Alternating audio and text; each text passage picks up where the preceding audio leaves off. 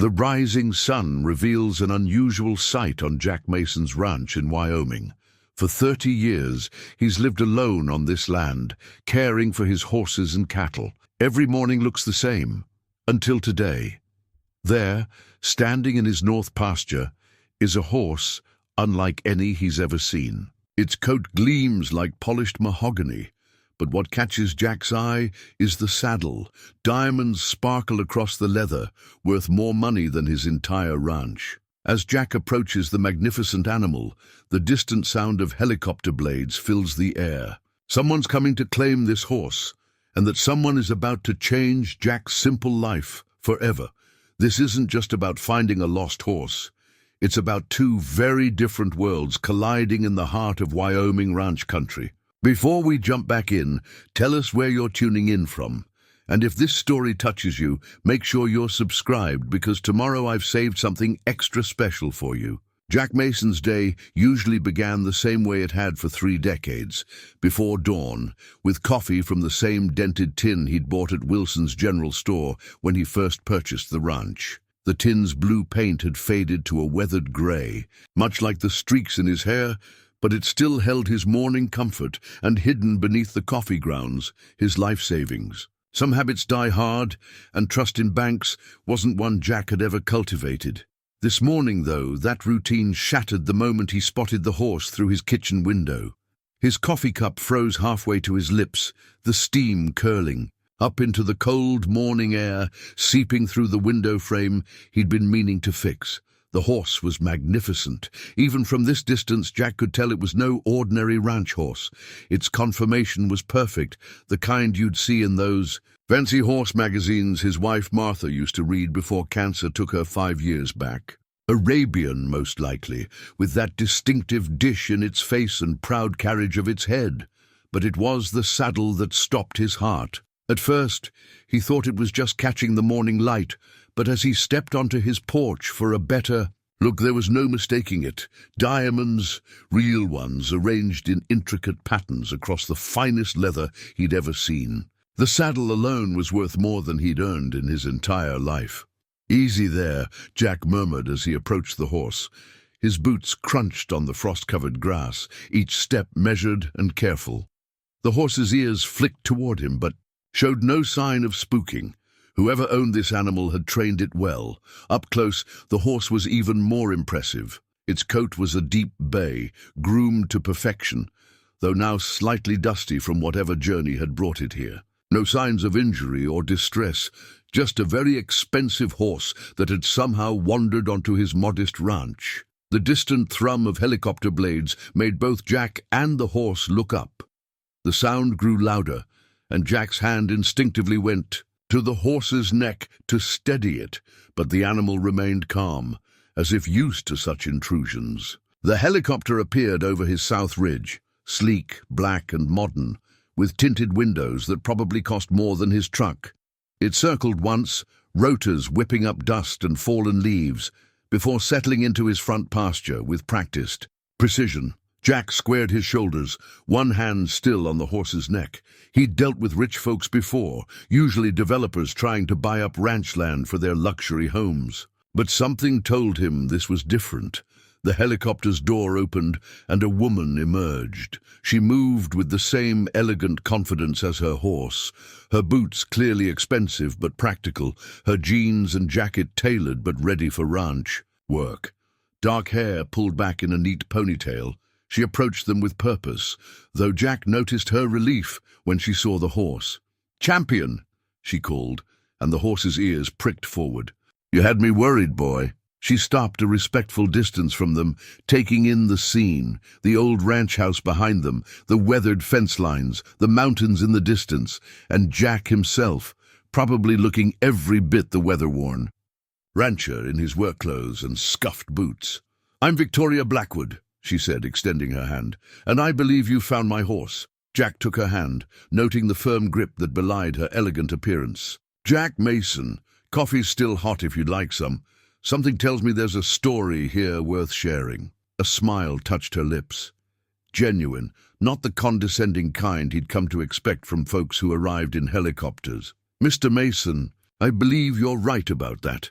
Behind them, Champion nickered softly, as if agreeing that sometimes the best stories begin with a simple cup of coffee and an unexpected meeting of two very different worlds. Jack's kitchen hadn't seen a visitor in months, and Victoria Blackwood seemed almost too polished for its worn linoleum and faded curtains. She sat at his cedar table, the one he'd built himself 20 years ago, while he poured coffee into his second-best mug, the one without the chip.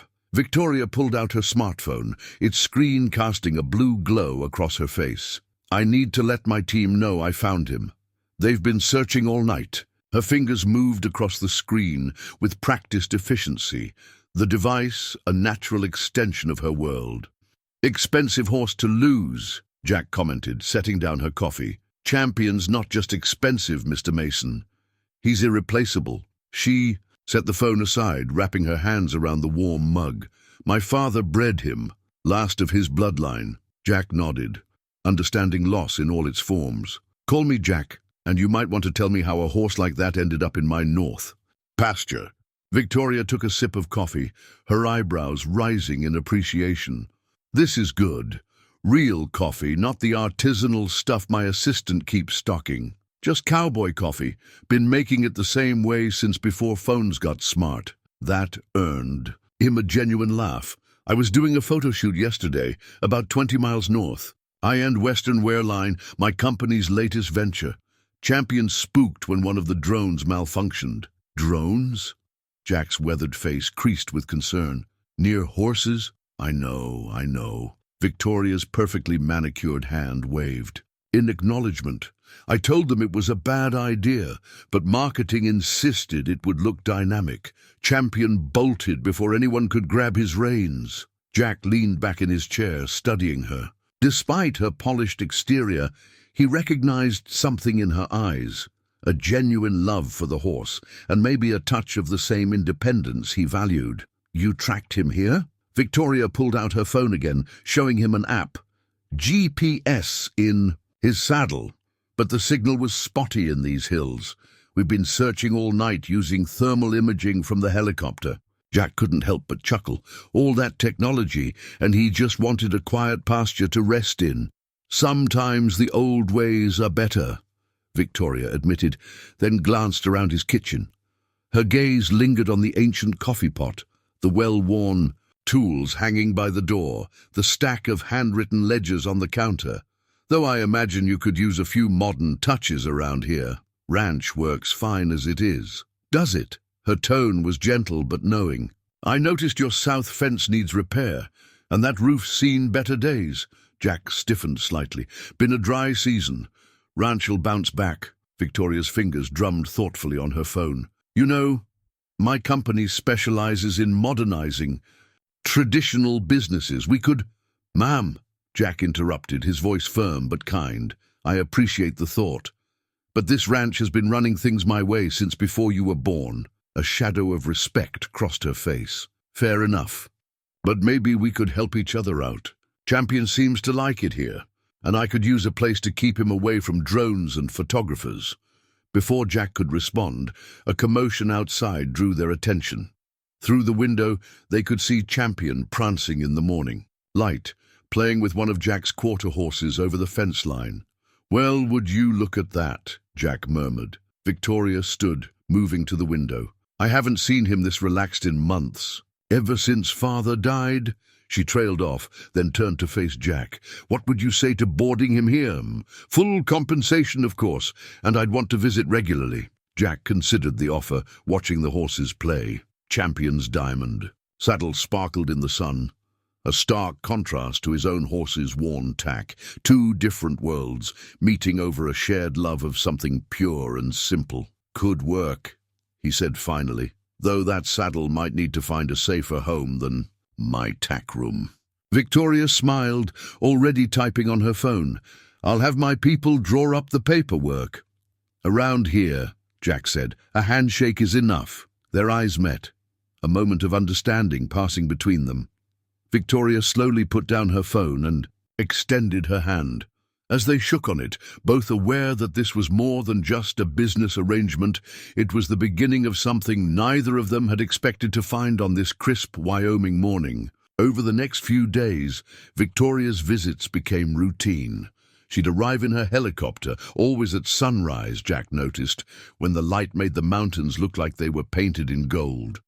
Today, she found him in his office, a converted storage room that still smelled of leather and hay, poring over the ranch's deed and a stack of overdue notices. "Everything all right?" she asked from the doorway, startling him enough that he quickly shuffled the papers into a drawer. "Just paperwork," he said, but his eyes betrayed him. 30 years of ranching had taught him many things, but hiding his emotions wasn't one of them. Victoria stepped into the room, her gaze taking in the faded photographs on the wall, Jack and Martha on their wedding day, the ranch in its prime, cattle drives from better years. "You know, my father always said you can tell a man's story by the papers on his desk." Jack's hand instinctively moved to cover the corner of a foreclosure warning, peeking out from beneath the deed. "Your father sounds like he was a wise man." "He was." Victoria leaned against the old filing cabinet. "He also taught me that pride can be the most expensive thing a person owns." Their eyes met, decades of stubbornness facing off against modern pragmatism. Outside, Champion's whinny mixed with the sound of ranch hands starting their morning work. "The ranch is fine," Jack insisted, but his voice lacked conviction. Victoria picked up a framed photo of the ranch from 20 years ago. Fences. Straight and strong, barn freshly painted, cattle fat and healthy. "This is a beautiful legacy, Jack. Wouldn't you like to see it thrive again?" He stood, moving to the window. His land stretched out before him, every acre bought with sweat and determination. But even he couldn't deny the signs of decline. The sagging fences, the dwindling herd, the equipment held together with wire and hope. "I've had offers before," he said quietly. "Developers wanting to turn it into vacation homes or one of those dude ranches for tourists. That's not what I'm suggesting." Victoria set down the photo and pulled out a tablet from her bag. "I'm talking about innovation, not destruction. Smart irrigation systems that could triple your grass yield, drone monitoring for your cattle, solar panels to cut your power bills." Jack turned to face her, his expression skeptical. "Sounds expensive." "It is," she admitted, "but my company specializes in agricultural technology investments. We're always looking for partnership opportunities." "Partnership?" The word seemed to stick in his throat. Victoria's fingers moved across her tablet, pulling up documents and projections. "You keep full ownership and control. We provide the technology and capital for modernization. In return, we get to use the ranch as a showcase for our agricultural innovation division." She paused, watching his reaction. "And I get to keep Champion here, away from the chaos of my world." Jack moved back to his desk, picking up the deed. His father's signature still clear after all these years. "And if it doesn't work out? If your modern ways don't fit with how we do things here? Then you buy us out at fair market value, or we sell our stake to someone of your choosing." She set the tablet down. "But Jack, I don't think that's going to happen. You know why?" He raised an eyebrow, waiting. "Because in the 3 days I've been visiting, I've seen how you run this place. The way you know every animal by sight, how your hands respect you because you work alongside them. The care you take with every detail." She smiled. "Technology doesn't have to change any of that.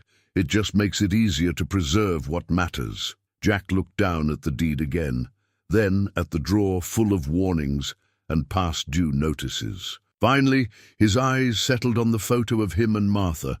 She'd always told him that adaptability was the secret to survival. "I'll need to think about it," he said finally. Victoria nodded, understanding the weight of tradition she was asking him to bend. "Of course." She headed for the door, then paused.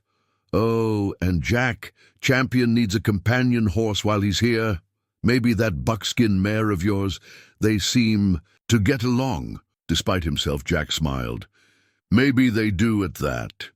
As Victoria's footsteps faded down the hallway, Jack pulled out the foreclosure warning again.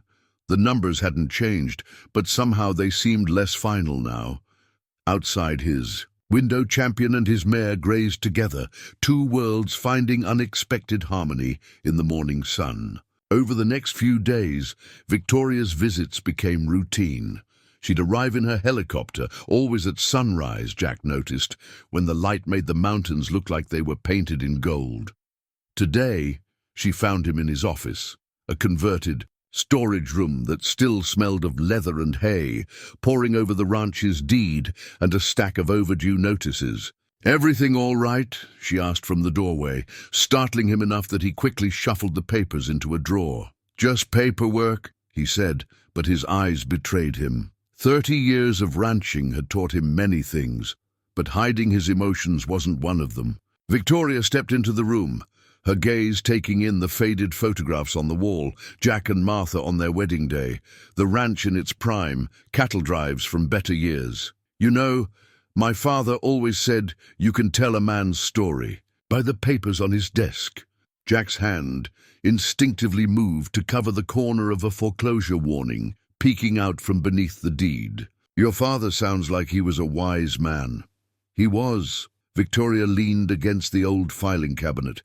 "He also taught me that pride can be the most expensive thing a person owns." Their eyes met, decades of stubbornness facing off against modern pragmatism. Outside, Champion's whinny mixed with the sound of ranch hands starting their morning work. "The ranch is fine," Jack insisted, but his voice lacked conviction. Victoria picked up a framed photo of the ranch from 20 years ago. Fences. Straight and strong, barn freshly painted, cattle fat and healthy. "This is a beautiful legacy, Jack. Wouldn't you like to see it thrive again?" He stood, moving to the window. His land stretched out before him, every acre bought with sweat and determination. But even he couldn't deny the signs of decline. The sagging fences, the dwindling herd, the equipment held together with wire and hope. "I've had offers before," he said quietly. "Developers wanting to turn it into vacation homes or one of those dude ranches for tourists. That's not what I'm suggesting." Victoria set down the photo and pulled out a tablet from her bag. "I'm talking about innovation, not destruction. Smart irrigation systems that could triple your grass yield, drone monitoring for your cattle, solar panels to cut your power bills." Jack turned to face her, his expression skeptical. "Sounds expensive." "It is," she admitted, "but my company specializes in agricultural technology investments. We're always looking for partnership opportunities." "Partnership?" The word seemed to stick in his throat. Victoria's fingers moved across her tablet, pulling up documents and projections. "You keep full ownership and control. We provide the technology and capital for modernization. In return, we get to use the ranch as a showcase for our agricultural innovation division." She paused, watching his reaction. "And I get to keep Champion here, away from the chaos of my world." Jack moved back to his desk, picking up the deed. His father's signature still clear after all these years.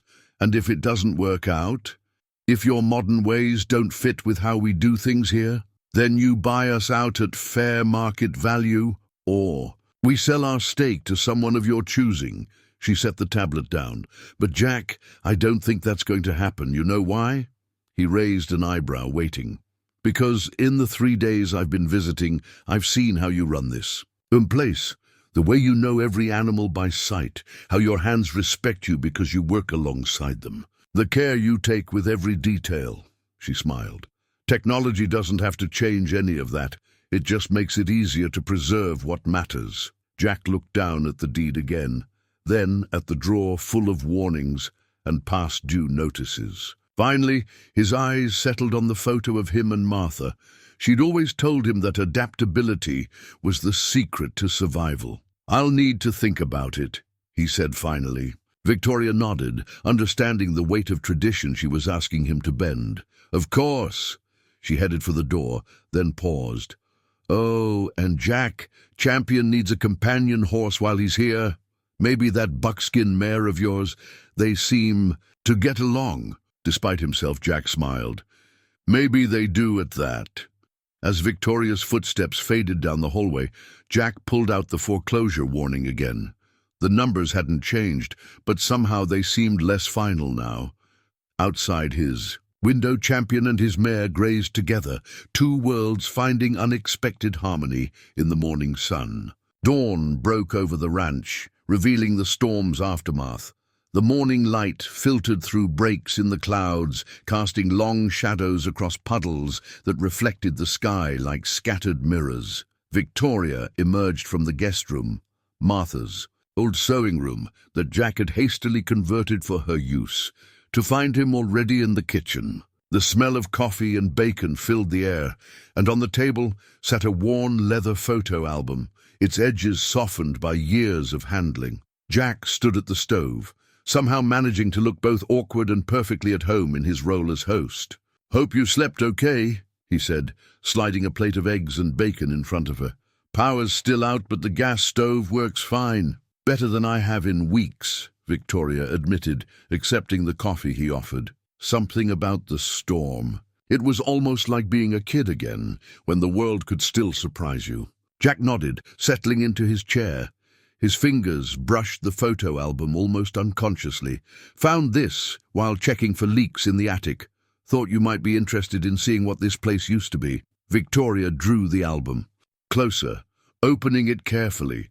The first photo showed a much younger Jack and Martha standing in front of a half-built ranch house, their faces bright with hope and possibility. "That's Martha," Jack said softly. "My wife. We built this place together, piece by piece." Victoria turned the pages slowly, watching the ranch take shape through the years. "She's beautiful. You can see how much she loved it here." "She did, even when things got tough." His voice carried a weight of memory. "Cancer took her 5 years ago. Funny thing is, she'd probably like what you're trying to do here. She always said I was too set in my ways." Victoria paused at a photo of Martha in the garden, surrounded by sunflowers. "My father was the same way about the company, traditional, stubborn, but he knew when it was time to adapt." She smiled at a memory. "He fought against computers right up until the day he realized they could help him track bloodlines better than his old notebooks." Jack chuckled.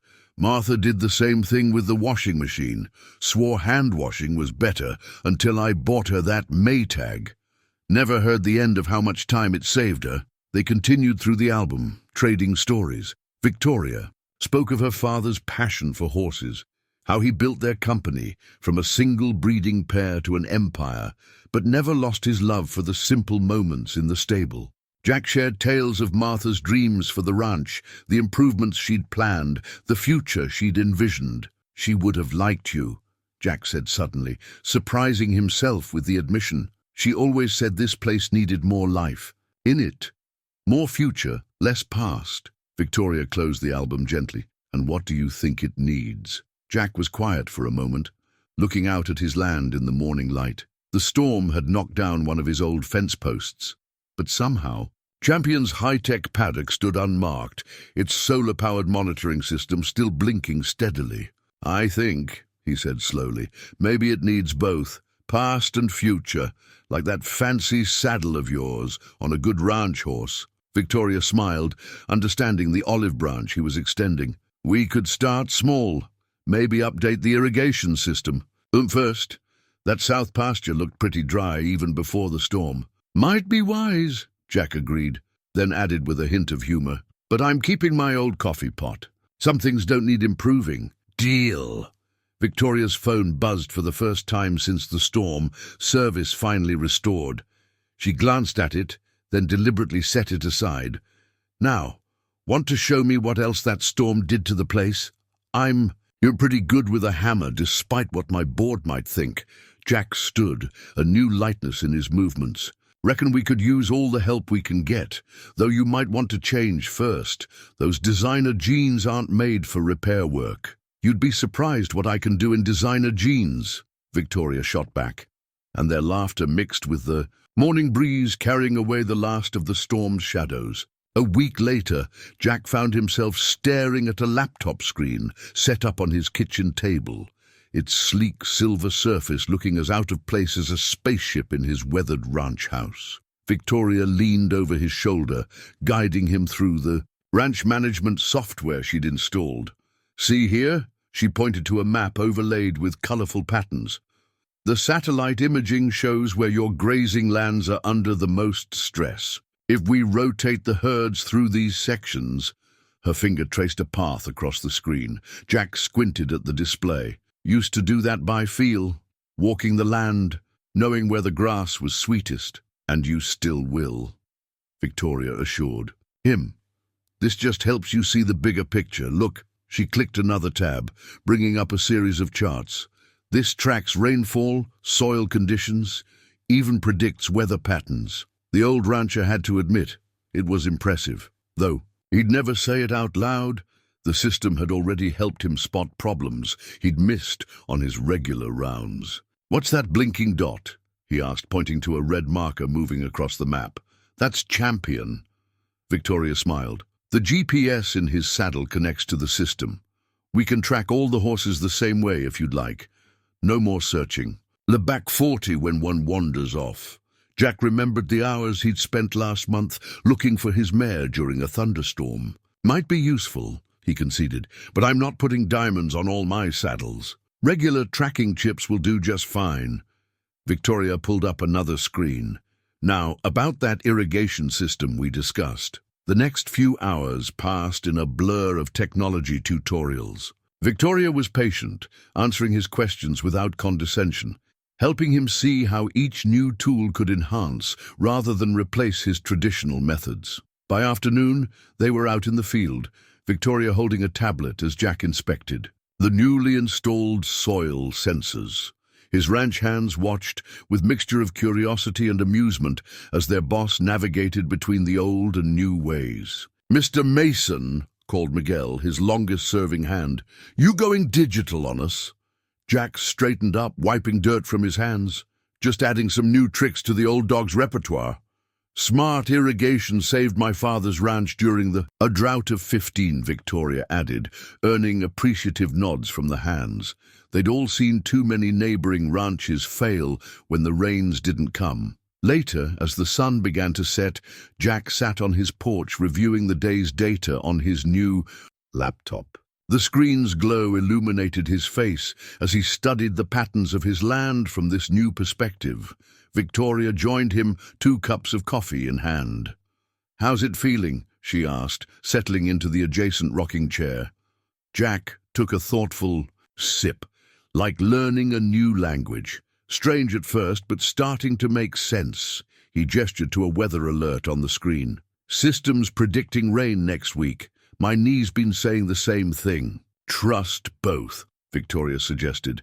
"The best decisions come from combining experience with information." They sat in comfortable silence, watching Champion and the other horses graze in the distance. The new automatic waterer hummed quietly. Solar panels glinting in the fading light. "You know," Jack said finally, "Martha always wanted to try composting. Had all these ideas about sustainable ranching, but we could never quite figure out the logistics." Victoria brightened. "We have a whole division dedicated to that. I could have them." She caught herself noting his expression. "Or we could start small. Maybe a pilot program in that section you're not using?" Jack nodded, a slow smile spreading across his weathered face. "One step at a time. Just like breaking a horse." Speaking of horses, Victoria pulled up a new program on the laptop. "Wait until you see what this breeding tracking software can do.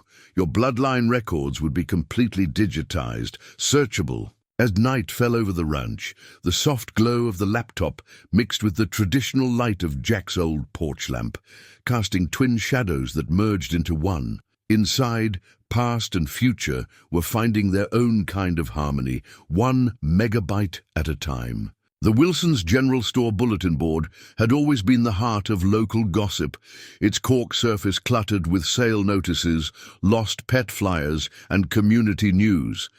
Today, the newest addition was the front page of the local paper, featuring a photo of Jack's ranch and the headline, "Tech Billionaire Brings Silicon Valley to Sweetwater County." Betty Wilson, who'd run the store since before Jack bought his ranch, tapped the article as he approached the counter with his usual supplies. "Quite the story, Jack. Never thought I'd see your place in the business section. Jack grimaced at the headline. Shouldn't believe everything you read, Betty. Oh, she raised an eyebrow. So that wasn't Victoria Blackwood's helicopter I saw. Landing at your place 3 times this week? Before Jack could respond, the bell above the door chimed.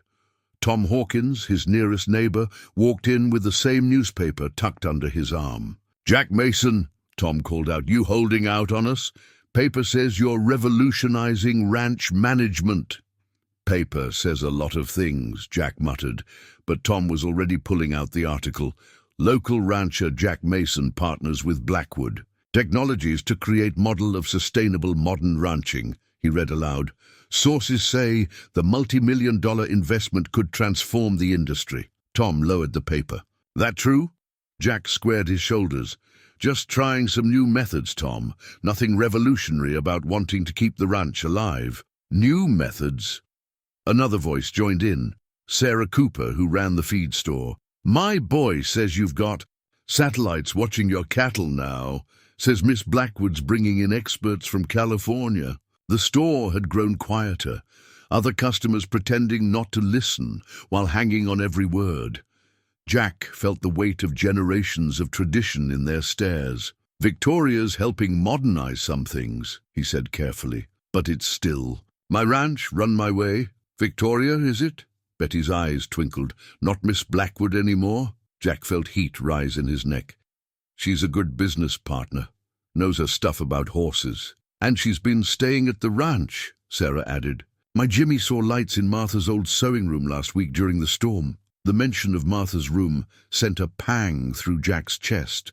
But before he could respond, the store door opened again. Victoria stood there, looking both elegant and surprisingly at home in ranch wear, though her boots were clearly Italian leather. Jack, she said, then noticed the sudden silence.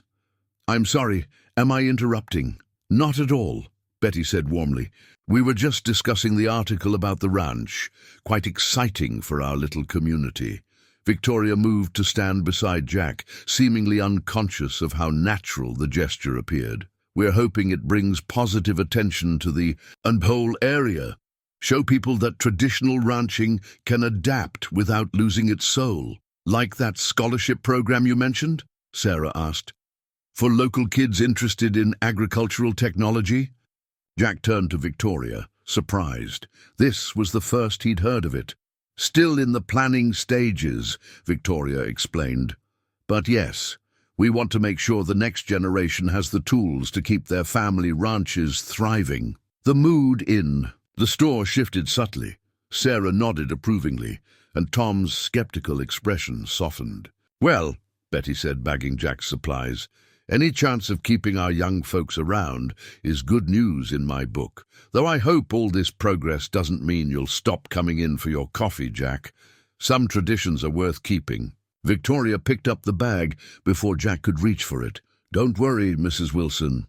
I've tried to replace his coffee pot with a modern one. He's made it very clear some things aren't up for negotiation. The laughter that followed broke the last of the tension. As they left the store, Jack could hear the conversations resuming behind them, but the tone had changed from suspicion to cautious optimism. A scholarship program?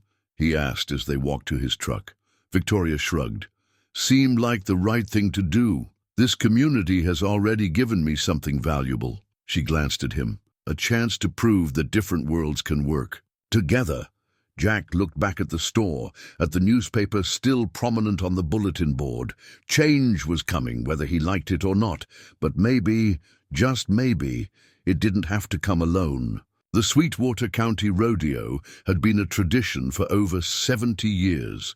Jack's championship belt buckle from '95 still held pride of place in his display cabinet, though he hadn't competed since Martha got sick. Now he stood at the arena fence, watching Victoria adjust Champion's saddle, a plain leather one today, practical and competition-ready. You sure about this? He asked, noting her determined expression. These aren't your usual equestrian events. Victoria tightened the cinch. With practiced hands. Father always said you haven't really ridden until you've tried every discipline. She patted Champion's neck. "Besides, how hard can barrel racing be?" Jack suppressed a smile. "Maybe we should practice one more time." "No time," she nodded. Toward the gathering crowd. "Your whole community's here, including your ranch hands, who bet their month's pay I wouldn't show." Indeed, the stands were filling with familiar faces. Jack spotted Miguel and the others, their expressions caught between admiration and amusement. The local paper had sent a photographer, probably hoping for another story about the unlikely partnership between the old rancher and the tech billionaire. "Remember," Jack said, "it's not about speed, it's about trust," Victoria finished. "The horse knows the pattern. I just need to stay out of his way and trust him to do his job." She smiled. "Someone's been drilling that into my head all week." Before Jack could respond, the announcer's voice crackled over the speakers. "Next up in the barrel racing, Victoria Blackwood on Champion's Glory." A murmur went through the crowd. Most had heard about Victoria, but few had seen her ride. She took a deep breath, squared her shoulders, and nudged Champion toward the arena entrance. "Victoria," Jack called after her. She turned in the saddle. Martha's old luck charm. She never rode without it. He handed up a worn leather bracelet, its silver charm dulled with age. Victoria's eyes softened as she slipped it on. "Thank you, Jack." The arena fell quiet as they took their position. Champion danced beneath her, sensing the energy of the crowd. Victoria sat perfectly still, just as Jack had taught her, letting the horse find his focus. The buzzer sounded. Champion exploded from the starting line, his powerful stride eating up the distance to the first barrel. Victoria moved with him. Instinctively, her form perfect, a blend of classical training and the Western seat Jack had helped her develop. They rounded the first barrel clean, tight to the edge. The second turn came faster, and Jack held his breath as Victoria shifted her weight. Champion responded beautifully, pivoting around the barrel like he'd been running this pattern all his life. The final turn would make or break their run. Victoria had struggled with it in practice, often turning too wide. But today, something was different. As they approached the last barrel, she seemed to let go of her practiced precision, flowing, with the horse's movement like she'd been born to it. They cleared the final turn and thundered down the home stretch. The crowd was on its feet, Betty Wilson's voice carrying above the rest as she cheered. Even Tom Hawkins was grinning. Champion crossed the timer line at full gallop. The board flashed their time, 16.2 seconds. The arena erupted. It wasn't a record, but it was respectable. More than respectable for a first-time competitor. Victoria's face glowed as she walked Champion back to where Jack waited. "Not bad for a city girl," she said, breathless with excitement. Jack helped her dismount, his hands lingering perhaps a moment longer than necessary. "Martha would have loved it. She always said barrel racing was about letting go of control while looking like you're still in charge." "Sounds like running a company," Victoria laughed. She touched the lucky bracelet. "Think she would have minded me wearing it?" Mind? She'd have been right there in the stands, probably already planning how to get you into team roping next. They were interrupted by Miguel and the other hands, coming to offer congratulations and pay up their bets. Sarah Cooper's boy Jimmy asked for a picture with Champion, and soon Victoria was surrounded by young riders asking for tips. Jack stepped back, watching as she handled the attention with grace, making each person feel heard and valued. She'd changed since coming to the ranch. There was an ease to her now, a groundedness that all her corporate success hadn't given her. "Quite a woman," Betty said, appearing at his elbow. "Knows how to bridge worlds, that one." Jack nodded, his eyes still on Victoria as she demonstrated a riding technique to an eager young girl. Think maybe that's what both worlds needed. The afternoon sun caught the silver charm on Martha's bracelet, making it shine like new. Some traditions, Jack realized, didn't need to be preserved in amber. They just needed the right hands to help them grow. A stack of corporate takeover documents lay scattered across Victoria's makeshift office in the ranch house. She'd been staring at them for hours, their legal language growing more menacing with each reading. The morning sun streamed through. the window, catching the dust motes dancing above the papers that threatened everything she'd built here. "Miss Blackwood," her tablet chimed with her assistant's voice. "The board is waiting to begin the emergency video conference." Victoria straightened her shirt, switching on the camera. 6 faces appeared on screen, none of them smiling. "Victoria," Richard Harrison, the lead director, began without preamble. "We've reviewed the quarterly reports. Your rural experiment has gone far enough." She kept her voice steady. "The Agricultural Technology Division is showing promising results. Our sustainable ranching models are a distraction," Angela Chen interrupted. "We're a tech company, not a farming cooperative. The shareholders are concerned about your focus." "And your judgment," Harrison added. "Living on a ranch? Competing in rodeos? The press is having a field day." Victoria's hand moved to Martha's bracelet, which hadn't left her wrist since the competition. "Our market share has increased 12% since implementing these programs. Despite your actions, not because of them." Harrison leaned closer. To his camera, "The Davidson Group has made an offer for controlling interest. They want to streamline operations, focus on our core tech business." Victoria's stomach dropped. The Davidson Group was known for their aggressive acquisitions and cost-cutting measures. "They'll dismantle everything we've built. They'll maximize shareholder value," Angela corrected. "Something you seem to have forgotten while playing cowgirl." A knock at the door interrupted them. Jack stood there, concern evident on his face. Victoria waved him in, grateful for his solid presence. "The board needs an answer by Friday," Harrison continued. "Either return to headquarters and refocus on our primary mission, or we'll be forced to consider the Davidson offer." The meeting ended, leaving Victoria staring at a blank screen. Jack moved closer, taking in the scattered papers and her troubled expression. "Corporate raiders," she explained, gesturing to the documents. "They want to buy out the company. End all this." She looked out the window at the ranch, a champion grazing in the distance. "They say I've lost my way." Jack picked up one of the papers, his weathered hands careful with the crisp corporate letterhead. "Have you?" "I don't know anymore." She stood, pacing. "When Father started this company, it was about innovation that mattered. Real solutions for real people. Now they want to reduce everything to quarterly profits and stock prices." "Sounds familiar," Jack said quietly, "like when the developers first started coming around, telling us our way of life was obsolete." Victoria turned to him. "How did you handle it?" "Stood my ground." He set down the paper. "But I was just protecting my own piece of land. You've got employees, shareholders, and a vision." Victoria's voice strengthened. "What we're doing here matters. It's not just about modernizing one ranch. It's about proving that progress doesn't have to mean destruction, that different worlds can make each other better." Jack moved to the window, looking out at his land. Their land, in a way. Solar panels glinted beside traditional windmills. Modern irrigation systems fed fields where cattle grazed as they had for generations. "Your father," he said carefully, "what would he have done?" Victoria joined him at the window, their shoulders nearly touching. "He would have fought, but he had the board's support, their trust." She laughed softly. "He never had to prove himself at a rodeo." "Seemed to me you proved plenty that day." Jack turned to face her.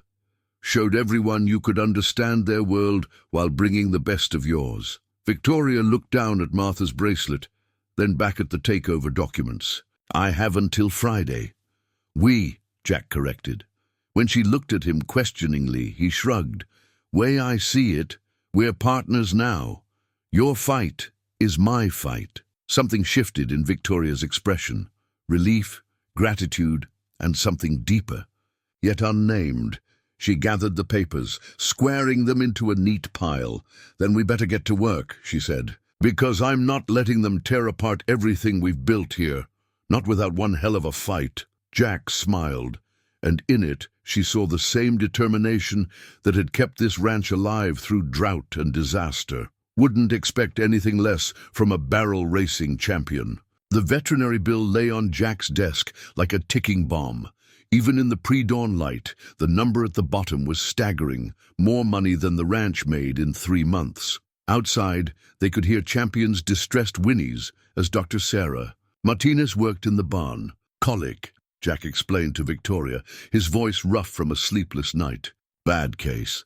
Sarah's doing everything she can, but he needs surgery, Victoria finished, reading the estimate. Specialized surgery. Jack nodded grimly. Nearest facilities in Denver. Even if we could get him there. We can. Victoria was already pulling out her phone. I'll have the helicopter here in 20 minutes. Best equine hospital in the state is on standby. Victoria. Jack's hand covered hers, stilling her movements. This isn't just about the money. Moving a horse with severe colic. The risk, he's family, she said firmly. We risk everything for family. The next few hours passed in a blur. The helicopter landed in the pre-dawn darkness, its rotors whipping up dust as a specialized veterinary transport team worked to stabilize Champion for the flight. Dr. Martinez supervised every movement, her face tight with concentration. His vital signs are holding, she told them as they secured Champion in the transport carrier. But Jack's right. This is risky. Victoria hadn't left Champion's side, her hand steady on his neck even as her other hand worked her phone, coordinating with the hospital. Jack watched her, seeing not the polished CEO, but the young girl who'd grown up loving horses, now facing the possible loss of her father's last gift to her. They're ready for him in Denver, Victoria announced. Best colic surgeon in the country is flying in. She finally looked at the bill in her hand, then tore it in half. This is on me. Now hold on, Jack started, but Victoria cut him off. This isn't about pride, Jack. It's about doing what needs to be done. You taught me that. The flight to Denver was tense. Champion's distress was evident despite the sedation, and every pocket of turbulence had them holding their breath. Victoria sat beside the carrier, speaking softly to the horse, while Jack watched the mountains pass below them. At the hospital, things moved quickly. The surgical team was waiting, led by Dr. James Chen, whose reputation in equine medicine was legendary. As they wheeled Champion toward surgery, Dr. Chen pulled them aside. I understand you're hoping to save him for breeding, he said, reviewing Champion's records on a tablet. But you should know, even if the surgery is successful, there's no guarantee he'll fully recover for that purpose. Victoria's hand found Jack's, gripping it tightly. Just save him, she said. The rest doesn't matter. The surgery lasted 6 hours. They spent it in the waiting room, Victoria pacing while Jack sat steady as a rock, though his eyes never left the surgery doors. Around hour 4, Victoria finally collapsed into the chair beside him. What if? She started. Don't, Jack interrupted gently. Champion's strong, like his owner. Victoria leaned against his shoulder, letting out a shaky breath. I keep thinking about what the board would say, spending this much on one horse when they're already questioning my judgment. Some things matter more than bottom lines. Jack's voice was firm. Your father understood that. So do you. Finally, Dr. Chen emerged, still in surgical scrubs. They both stood, hands still clasped. He made it, the doctor said, smiling. The surgery was successful. With proper care and rehabilitation, he should make a full recovery. Victoria's knees buckled slightly, and Jack's arm went around her waist, supporting her. When can we take him home? She asked. He'll need to stay here for at least a week. Then he can return to your ranch for the rest of his recovery. Dr. Chen looked between them. You have experience with post-surgical care. We do, Jack assured him, and a good local vet. As they walked to Champion's recovery stall, Victoria pulled out her phone one last time, then deliberately turned it off. The board can wait, she said, catching Jack's questioning look. Right now, this is what matters. Champion lay quietly in his stall, still groggy from anesthesia but already looking more comfortable. His eyes brightened slightly when he heard their voices. Welcome back, boy, Victoria whispered, stroking his nose. Jack watched them, thinking about risks and rewards, about the moments that define us. The hospital bill would be astronomical, the recovery long and challenging, but seeing the peace on Victoria's face, he knew some investments couldn't be measured. In dollars and cents. "Ready to go home?" he asked softly. Victoria looked up at him, tears finally spilling over. "Thank you for being here, for understanding. That's what partners are for," he said simply, and they both knew he meant more than just business partners. 2 weeks after Champion's surgery, Victoria spread the modern ranch plans across Jack's kitchen table. The blueprints were a perfect blend of old and new, detailed renderings showing solar-powered barns alongside restored historic structures, smart irrigation systems feeding traditional grazing lands, and a state-of-the-art breeding facility that somehow looked like it had always belonged there.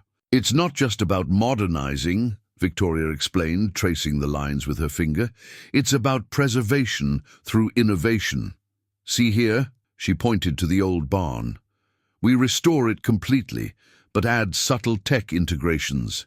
Temperature control, air quality monitoring, automated feeding systems, all hidden within the original structure." Jack leaned over the plans, his reading glasses perched on his nose. He'd been skeptical when Victoria first mentioned expanding the ranch's operations, but these drawings spoke to something deeper than mere progress. "And this?" he asked, indicating a new building near the main house. "Educational center." Victoria's eyes lit up. "We'll host workshops for local ranchers, teaching them how to integrate technology without losing their traditional methods. Plus," she smiled, "it gives us a place to run that scholarship program everyone's talking about." Jack straightened, studying her face. "You're not just thinking about saving my ranch, are you?" "I'm thinking about saving all of them." Victoria pulled out another document, a business proposal. "The board wants profit? Fine. We'll show them that preserving ranching culture can be profitable. This becomes our pilot program, our proof of concept. And if it works?" "When it works," she corrected, "we expand the program. Help other ranchers modernize on their own terms. Create a network of sustainable, tech-enhanced family ranches that can compete with the corporate operations." Jack moved to the window. Looking out at his land, Champion was back in his pasture, recovering steadily, grazing alongside the other horses. The morning sun caught the solar panels they'd installed last month, making them shine like beacons of the future she envisioned. "It's a big dream," he said finally. Victoria joined him at the window. "Too big?" "No such thing," he turned to face her.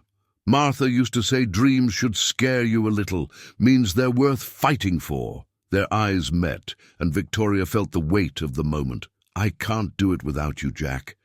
This isn't just about my company anymore, or even just your ranch. It's about proving that the old ways and the new can make each other stronger."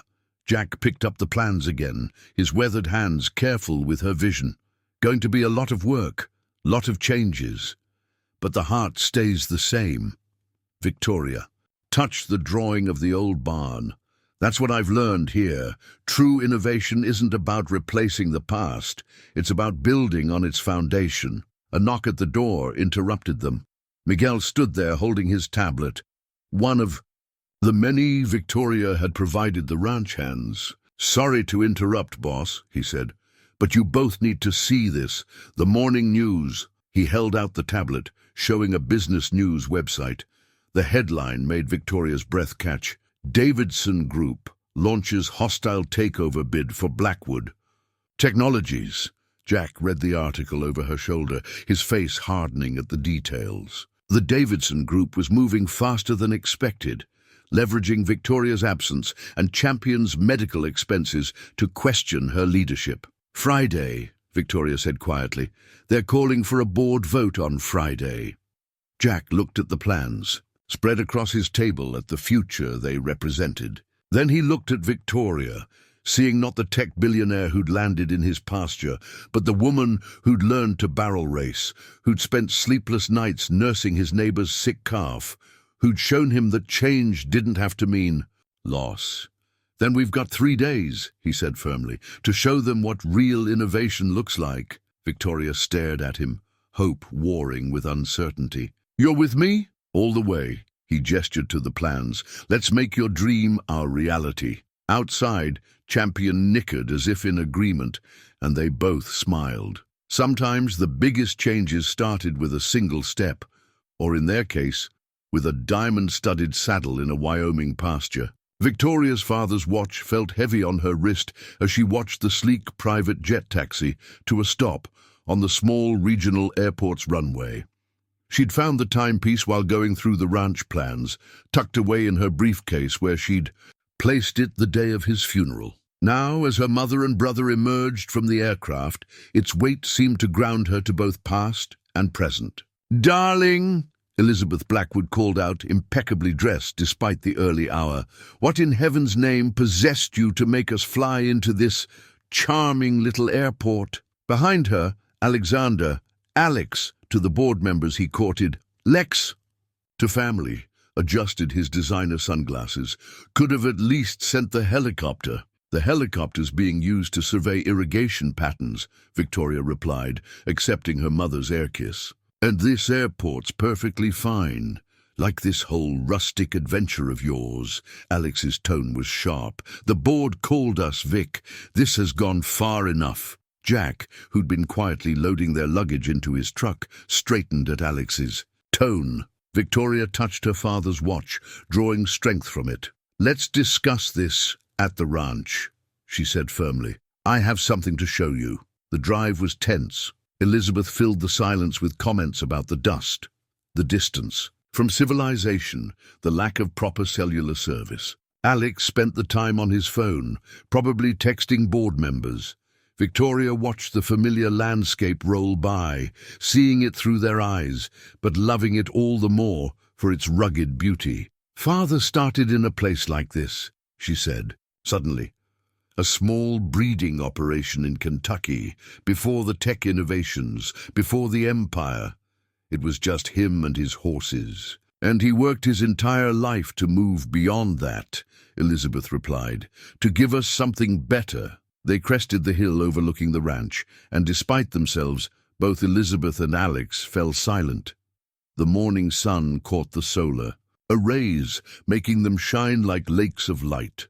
The restored barn stood proud, its traditional structure housing cutting-edge technology. In the nearest pasture, Champion raised his head at their approach, his recovery evident in his strong stance. Jack parked in front of the house, where the new educational center was taking shape. A group of local ranchers was gathered for a workshop, their trucks parked alongside sleek company vehicles. "What is all this?" Alex demanded. "The future," Victoria answered. "Come see." She led them through the ranch, showing them the innovations, the careful blend of tradition and technology.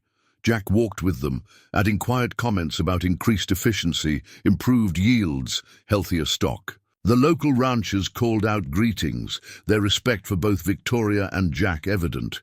"It's very quaint," Elizabeth said, fingering her pearls. "But darling, you're a Blackwood. This isn't your world." Victoria stopped, touching her father's watch again. "Actually, Mother, this is exactly our world.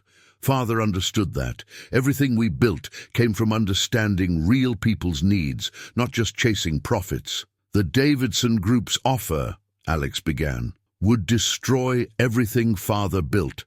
Victoria cut him off. "They don't want innovation, they want patents and market share. They want to preserve the company," Alex argued, "while you're out here playing cowgirl. That's enough." Jack's quiet voice carried unexpected authority. "Your sister's done more for ranching families in 3 months than most do in a lifetime. She's honoring your father's legacy by building something real." Alex turned on him. "And what would you know about our father's legacy?" Victoria stepped between them, her voice steady. "He knows because he lives it. The dedication, the hard work, the understanding that true value isn't just about numbers on a spreadsheet." She faced her family. "Father's watch. He wore it every day, through every stage of building the company. It's not some luxury timepiece. It's a simple, reliable tool, like this ranch, like the work we're doing here. Elizabeth studied her daughter, seeing something of her late husband in Victoria's stance. You really believe in this? Enough to fight for it. Victoria gestured to the ranchers gathered at the educational center. These are our people, Mother, our roots, and I'm not letting the Davidson group tear them up. The watch ticked steadily on her wrist, marking time between the world she came from and the one she'd found. In the distance, Champion nickered, and a dozen horses answered, old bloodlines and new, creating something stronger together. The town hall meeting minutes sat unopened before the packed community center. Betty Wilson, serving as meeting chair, surveyed the crowd. Ranchers in their work clothes beside developers in expensive suits, tech company representatives next. To multi-generation farming families. The Davidson Group's glossy presentation easel stood at one end of the room. Victoria's simple laptop waited at the other. This meeting will come to order, Betty announced, her store owner authority silencing. The murmurs. We're here to discuss two proposals for the future of Sweetwater County's agricultural district. Jack sat in the front row, conscious of Alex Blackwood's glare from across the aisle. Victoria stood at the podium, her father's watch still on. Her wrist, but she'd traded her usual business attire for ranch clothes that bore honest dirt and wear. The Davidson Group will present first, Betty continued. Mr. Richards, you have the floor. James Richards, sleek in his city suit, moved to the easel with practiced confidence. Ladies and gentlemen, what we're offering is simple. Progress. Our development plan will bring millions in investment, hundreds of jobs, and a modern face to your community. His renderings showed luxury homes where ranches now stood, a golf course spreading across grazing lands, high-end shops replacing family businesses. Change is inevitable, he said smoothly. The question is whether you'll profit from it. The crowd shifted uncomfortably. Tom Hawkins, who'd once questioned Jack's partnership with Victoria, raised his hand. What happens to the working ranches? We'll offer generous buyouts, Richards assured him, well above market value, and of course some properties could be maintained as authentic local color, tourist attractions if you will. A rumble of discontent moved through the ranchers. Richards pressed on, outlining economic projections and property values, but Jack noticed more and more eyes turning toward Victoria. When Richards finished, Betty nodded to Victoria. Miss Blackwood. Victoria didn't move to her laptop immediately. Instead, she walked to the center of the room, looking at each face in turn. 3 months ago, I thought I knew what progress looked like, she began. It looked like sleek buildings and profit margins. Then I found something unexpected on Jack Mason's ranch, a different kind of progress. One that doesn't destroy what came before, but builds on its foundation. She opened her laptop, but instead of slick presentations, she showed photos, real ones taken over the past months. Jack's ranch transforming while keeping its soul. Local kids learning to code in. The barn. Champion running free with the herd. His recovery a testament to both modern medicine and traditional horse sense. We're not just preserving ranches, she continued. We're evolving them. Every ranch that joins our program gets access to cutting-edge technology, training, and support, but they keep their land, their independence, their heritage. Sarah Cooper stood up. My boy Jimmy, he was planning to sell the family farm, said there was no future in it. Now he's running our new monitoring systems, teaching other kids how to combine tech with ranching. He's staying. Others began to speak. Ranchers whose yields had improved with Victoria's innovations, families who'd found hope in the scholarship program, small business owners seeing renewed life in the community. Richards tried to interrupt. The Davidson Group's offer isn't just about this community, Victoria cut in. They're trying to take over my company too. They don't want to innovate, they want to eliminate. Turn working ranches into playgrounds for the wealthy. But that's not what my father built our company for, and it's not what your ancestors preserved this land for. She turned to her brother. Alex, you want to protect father's legacy. This is it. Not profit at any cost, but profit with purpose. These people, this land, this is where real value grows. The room fell silent. Betty picked up the meeting minutes. I think we've heard enough to vote. All in favor of the Davidson development. Plan? A few hands raised, mostly from the suits in the back. All in favor of the Blackwood Mason Ranch Preservation Initiative? The response was overwhelming. Jack watched Victoria's face as hands shot up across the room, saw the moment she realized she'd won more than just a vote. Motion carries, Betty announced, but her voice was drowned out by cheers and applause. Victoria found Jack's eyes across the room. In them, she saw the same pride she'd seen when she'd completed her first barrel race, the look of someone watching a student become a partner. Richards and his team filed out, faces dark. Alex stood frozen, looking between his sister and the celebrating community. Something shifted in his expression. Recognition, perhaps, of the sister who'd always been more their father's daughter than he'd admitted. The meeting minutes would record a simple decision, but everyone in that room knew they'd witnessed something more. The moment a community chose to embrace the future without sacrificing its soul. Jack found Martha's ring in the top drawer of his dresser, where it had lain untouched for 5 years. The simple gold band caught the evening light, memories flowing through him like water. He'd been thinking about it more lately, especially since Victoria had started spending more evenings on his porch, sharing coffee and conversation as the sun set over their changing ranch. A soft knock at his door pulled him from his thoughts. Victoria stood there, still in her work clothes, concern etched on her face. Alex called, she said quietly. The board meeting's been moved up. Tomorrow morning. Jack closed the drawer, but not before Victoria caught sight of the ring. Something flickered across her face, understanding perhaps, or her own hidden pain. You want to talk about it? She asked, nodding toward the drawer. Do you? He countered gently. Victoria moved to the window, looking out at the ranch they'd built together. I keep thinking about Father, about choices. She touched her watch. He always said the hardest decisions show us who we really are. Martha used to say the same thing. Jack joined her at the window, though she probably got less philosophical. About it. Tell me about her. Victoria's request was soft, genuine. Jack pulled the ring back out, holding it in his palm. She loved this place, not just the ranch, the life, the work. Even when things got tough, she never lost that spark. He paused. Like someone else I know. Victoria smiled faintly. I've been so focused on saving the company, the ranch. I never expected to find... She trailed off, uncertain. A home? Jack supplied. Myself, she corrected. The person Father always believed I could be. The one I was too busy proving myself to become. Jack set the ring on the windowsill between them. Martha's last words to me. She made me promise not to let grief turn into a cage. Took me 5 years to understand what she meant. And now I'm wondering if maybe we both needed to lose something to find something else. Victoria's hand found his, their fingers intertwining naturally. I'm scared, Jack.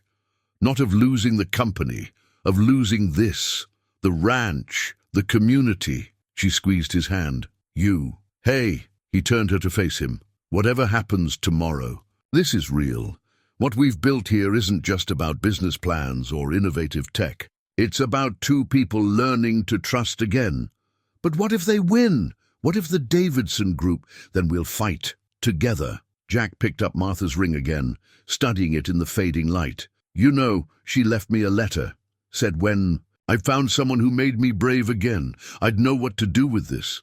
Victoria's breath caught. Jack, not asking. Not yet. He tucked the ring away carefully, just saying, some ghosts don't need to be laid to rest. They just need to be understood. Martha taught me about loving the land. You taught me about keeping it alive. Tears sparkled in Victoria's eyes. Father would have loved you, probably would have tried to hire you to run the whole agricultural division. Already got a partner for that. Jack smiled. Though she's a bit overqualified. Their laughter broke the tension. releasing years of held-back grief and worry. Outside, Champion nickered in the twilight, strong and healthy again, like their own healing hearts. "Whatever happens tomorrow," Victoria said firmly, "this is home now, all of it." Jack nodded, understanding everything she wasn't saying. Sometimes the biggest fears weren't about losing battles, but about deserving to win them, about being worthy of second chances and new beginnings. "Then let's make sure they know what they're really voting on," he said. "Not just business plans and profit margins, but a future worth fighting for," Victoria finished. She touched Martha's bracelet, still on her wrist. "Think she'd mind? Me wearing her things, sharing her home?" Jack's answer was written in his eyes, in the way he looked at her like she was the sunrise after a long night. "Think she'd say it's about time." They stood together at the window, watching their ranch settle into evening. The old and new blended seamlessly now. Solar-powered lights coming on in the restored barn, traditional windmills turning beside modern turbines, two hearts finding strength in each other's scars. The partnership agreement lay unsigned on the boardroom table, its legal language a stark contrast to the ranch life it represented. Victoria stood at the floor-to-ceiling windows of Blackwood Technologies headquarters, watching the sunrise paint the city skyline in familiar shades of Wyoming gold. "They're ready," Alex said from the doorway. Something had changed in his stance since the town hall meeting, less hostile, more uncertain. Victoria nodded, touching her father's watch for luck. Jack stepped up beside her, looking surprisingly natural in the suit she'd had rushed for him. His presence here, in the heart of her corporate world, felt right in a way she couldn't quite explain. "Remember," he said quietly, "you're not just fighting for the company." The boardroom fell. Silent as they entered, Richard Harrison sat at the head of the table, the Davidson Group's representatives flanking him like corporate wolves. Victoria took her place, Jack beside her, and opened her laptop. "Before we vote," she began, "I want to show you something real." The presentation wasn't slick or polished. Instead, it was raw footage from the ranch. Morning rounds with Jack, local kids learning coding in the barn, Champion running free with the herd. Data scrolled alongside the images. Productivity increases, cost savings, sustainability metrics. "3 months ago, you questioned my judgment," Victoria continued. "Said I was distracted, unfocused. But what I found at Mason Ranch wasn't a distraction. It was our company's future." She pulled up the partnership agreement. "This isn't just about one ranch. It's a template for agricultural innovation that stays true to our core values, the values my father built this company on." "Sentiment doesn't drive share prices," Harrison interrupted. "The Davidson offer is short-sighted," Jack spoke up, his quiet authority drawing all eyes. "Ma'am, gentlemen, I've spent 30 years watching corporations try to modernize ranching. They all failed because they never understood one. Simple truth, you can't innovate what you don't respect." Victoria pulled up more data. "Our pilot program has already attracted interest from over 200 ranches across 3 states. Each one represents potential technology contracts, consulting fees, ongoing service relationships. The Davidson Group wants to strip our patents and sell them piece by piece. We're building something sustainable." Alex cleared his throat. "I've reviewed the projections. Victoria's model actually shows higher long-term profit potential than Davidson's asset liquidation plan." Harrison frowned. "You're supporting this?" "I'm supporting what works," Alex replied. "What father would have supported." Victoria stood, facing the board.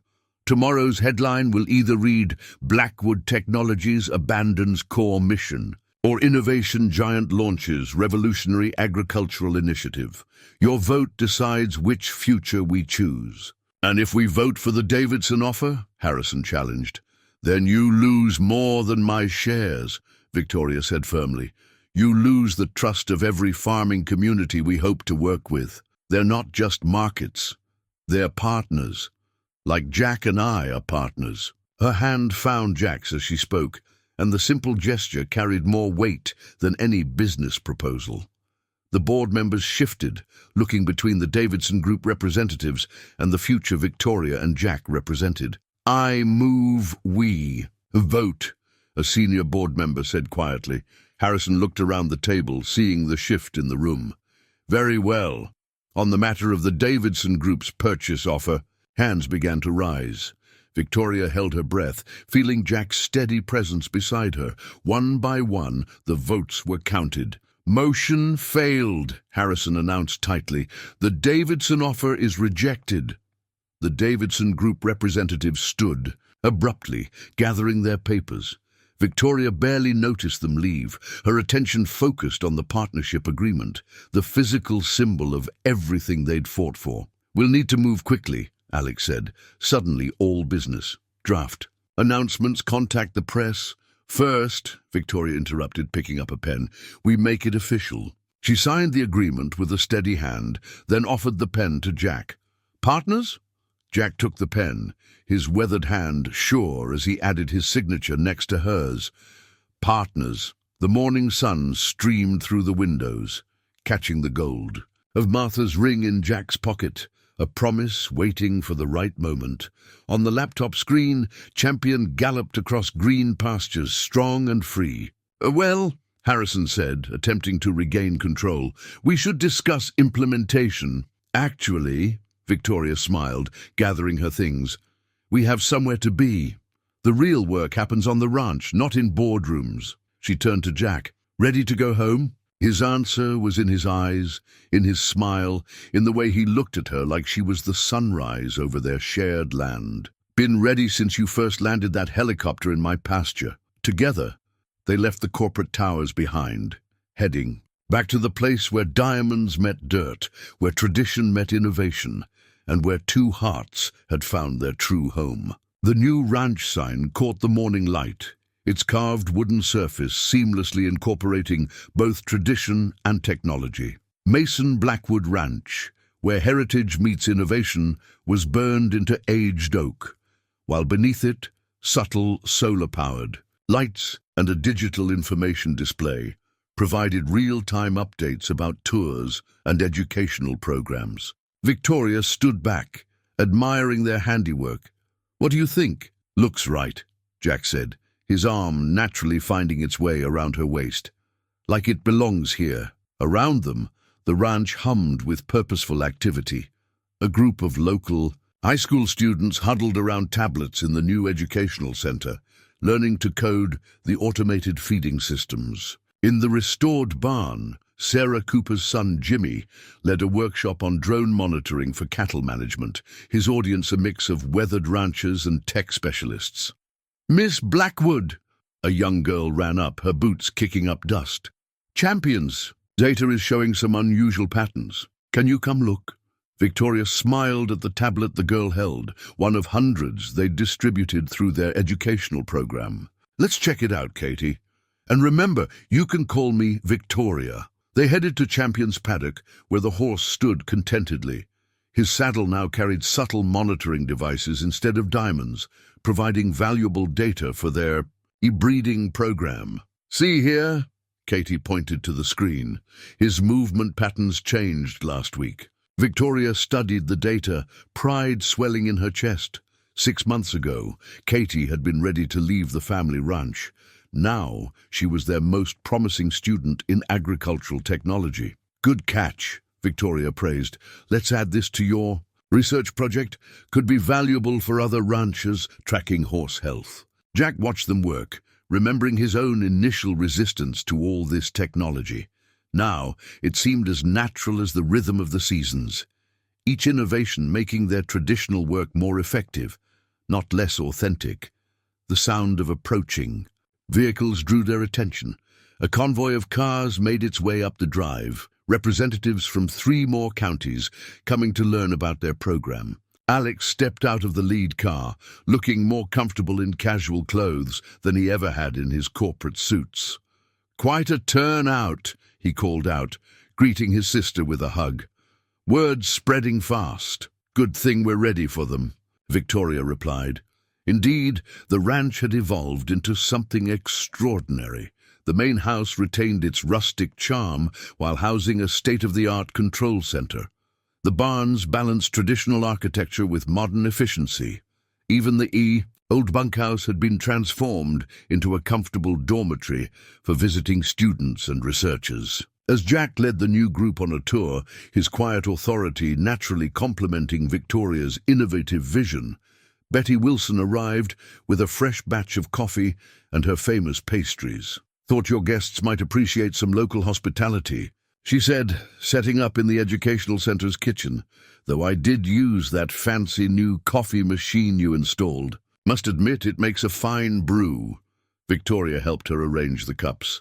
"How's the store's new inventory system working out?" "Like a dream," Betty beamed. "Who knew a simple tablet could make ordering so easy? Though I still keep my old ledger, mind you. Some things are worth holding on to." The morning unfolded in a comfortable blend of old and new. Ranchers shared generations of wisdom while learning to integrate modern tools. Tech experts gained practical insights from those who worked the land. Through it all, Jack and Victoria moved in perfect sync, each understanding the value the other brought to their shared vision. During a quiet moment, they found themselves back at the new sign.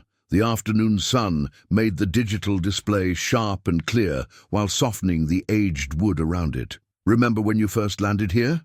Jack asked, his voice warm with memory. "Seems like a lifetime ago," Victoria mused. "I was so focused on the company, on proving myself, I never imagined finding all this." A alert chimed softly from her tablet, another ranch requesting to join their program. But for once, business could wait. This moment, watching their dream take shape under the Wyoming sky, felt more important. "Your father would be proud," Jack said softly, "of all of this, of you." Victoria leaned into him, feeling the strength that had supported her through every challenge. "Martha too," she replied, though she probably wouldn't be surprised. She knew you had it in you to build something this special. Around them, their legacy was already growing. Katie's excited voice carried from Champion's paddock as she explained her research to the visitors. Jimmy's drone hummed overhead, gathering data for the next generation of ranch management tools. And everywhere, people who might once have been divided by progress were finding common ground. The new sign stood as testament to their journey, not just a marriage of names, but of possibilities. Of diamonds in the dirt, of tradition dancing with innovation, of two hearts finding home in the most unexpected place. 1 year to the day since Champion first appeared in the North pasture, Jack stood at the ranch's highest point, watching the sunrise paint the valley in familiar gold. Beside him, Champion wore a new saddle, a wedding gift from Victoria's mother, crafted to blend traditional leather work with subtle technology. Like everything else on the ranch, it represented the perfect marriage of old and new. "Thought I'd find you up here," Victoria's voice carried on the morning air as she rode up on her mare. She'd learned to read his moods as well as she read her business reports, knowing his favorite spots for quiet reflection. "Just remembering," he said as she dismounted, "how one lost horse changed everything." Victoria smiled, touching the diamond ring on her finger. Martha's ring, resized and given new life, just like the ranch itself. Changed it for the better, I'd say. Below them, the Mason Blackwood Ranch was waking up. Students arrived for early classes in the educational center, their tablets glowing in the dawn light. The automated systems hummed to life, monitoring everything from water usage to herd health. In the distance, a helicopter approached, Alex probably bringing another group of potential partners. "Your board meeting's at 10, Jack reminded her. "Our board meeting," Victoria corrected. "They want to hear about expanding the program. 3 more states have expressed interest." They mounted their horses, riding side by side along the ridge. The morning light caught the solar panels, making them shine like the diamonds that once adorned Champion's saddle. That saddle now held a place of honor in the educational center, a reminder of how their story began. "Betty says the store's going digital next month," Jack mentioned, though she swears she's keeping her bulletin board.